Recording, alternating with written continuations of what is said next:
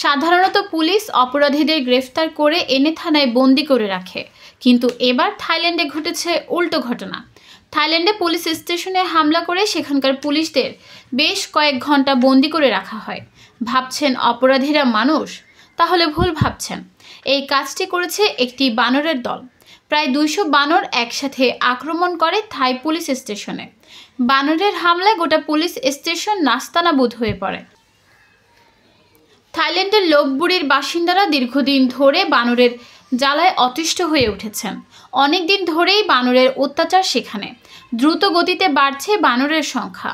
ফলে খাবারের খোঁজে বানরের দল যখন তখন লোকালয়ে হানা দিচ্ছে। কখনো কখনো আক্রমণাত্মকও হয়ে উঠছে বানরের দল। উচ্ছৃঙ্খল বানরের দলকে আটকাতে নগর কর্তৃপক্ষ বিশেষ ধরনের বেষ্টনীও নির্মাণ করেছে, তবুও তাদের নিয়ন্ত্রণে আনা যাচ্ছে না। এর সর্বশেষ উদাহরণ থাইল্যান্ডের লোপবুরি থানা। গত 16 নভেম্বর হঠাৎ প্রায় 200 বানর শহর জুড়ে তাণ্ডব শুরু করে। এক পর্যায়ে বানরের একটি দল লোপবুরি থানায় হামলা করে। থাই পুলিশ কর্মকর্তা সোমচাই সিডি বলছেন, তারা যাতে খাবারের জন্য পুলিশ স্টেশনে প্রবেশ করতে না পারে সেই জন্য দরজা জানালা বন্ধ করে দেওয়া হয়েছিল। তিনি উদ্বিগ্ন ছিলেন। বানরের দল যদি একবার থানায় ঢুকে পড়ে তাহলে পুলিশের গুরুত্বপূর্ণ নথিসহ থানার সম্পত্তি তছনছ করে দিতে পারে।